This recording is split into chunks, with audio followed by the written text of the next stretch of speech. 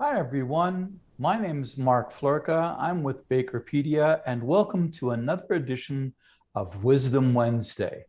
On this Wisdom Wednesday, I want to continue the conversation with you about the Excel spreadsheet in helping you with formula calculations. And I want to show you a couple of other conventions that are built into that very same spreadsheet that we talked about last time.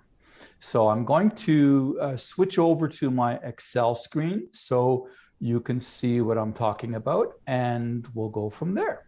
So here we can see the same sheet that we started doing some things with last time.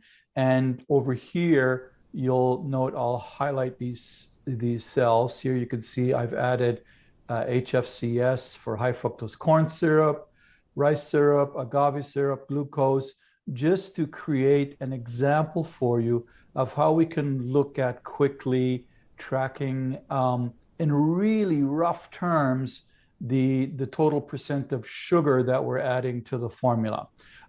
So I've added a formula down here where I've reduced the granulated sugar to 5% and added 5% high fructose, rice syrup, agave, and glucose syrup.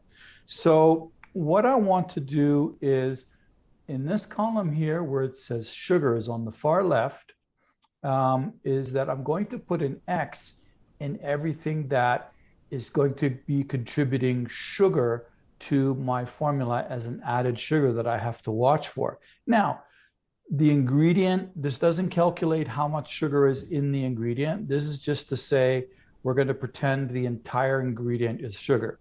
With, of course, granulated sugar, that would be the case. Then also we have here, where was it there? There, non-fat dry milk powder. That contains sugar. It's probably only a third of it, but it has some sugar in it. And just so that you can see what happens here.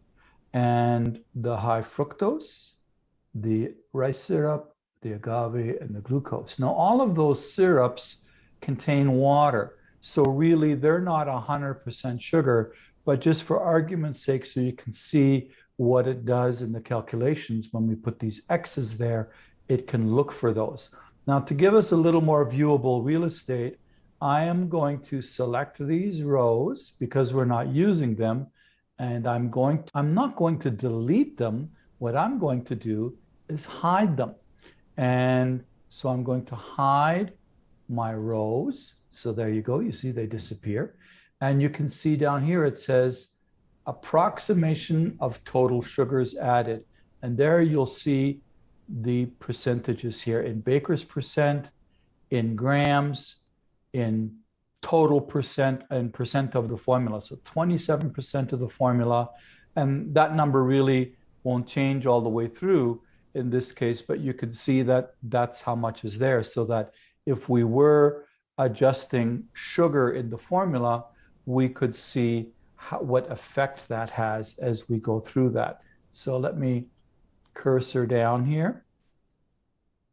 And so you can see it's 27 all the way through. So, but if I were to change this formula and say, well, I know high fructose is not as sweet as granulated or is sweeter than granulated sugar, and I'm gonna only use 3% of that, and it's gonna help with my humectancy and everything else like that, and I'm gonna get more browning that way. So I'm not going to use as much non-fat dry milk. I'm going to reduce that to 1.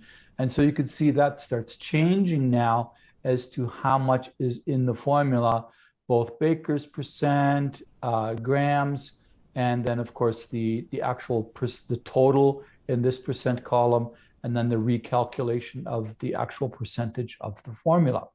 So that's something that can help you with keeping track of your added sugars. By the same token, there is also a column. You can do the same thing with fat. For example, shortening is, of course, fat, and lecithin is fat.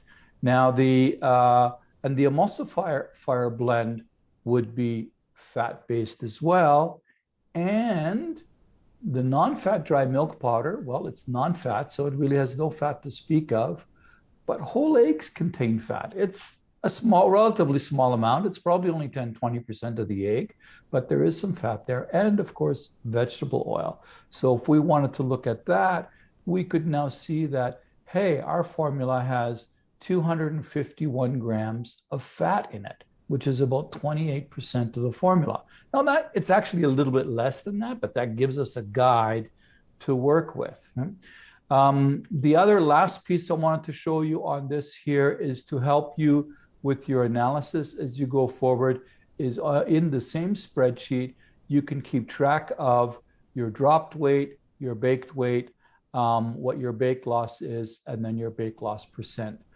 So you can do that over multiple units if you want. You can also record SD is your standard deviation, min, max, and the difference and the total and the quantity of units, right? So you can record those types of things here and to help keep track of that. And your baked weights in here, and that will give you your bake loss and everything. So if I did a drop weight of 400 grams and then my baked weight is 360 grams, you could see my bake loss is 40 grams, and which ends up being a 10% bake loss, right? So it calculates that for me. And you can do that with your different examples all the way through. And so that helps keep track of some more data for you. Because remember, capturing the data is where it's all about. Just the impressions, your personal impressions, tend to be arbitrary. So you want to capture as much data along the way as you possibly can to get good, sound information, to confirm that things are repeatable and that everything is functioning as it should and the way you want as you finalize your formula. So that's it for me today for this Wisdom Wednesday. I hope you find that information useful. Please feel free to email me at mark.floerke@bakerpedia.com. Contact me on LinkedIn or the Facebook Baking Industry Professional Groups, and I'd be happy to help you out. Till then, we'll see you again soon. Bye-bye.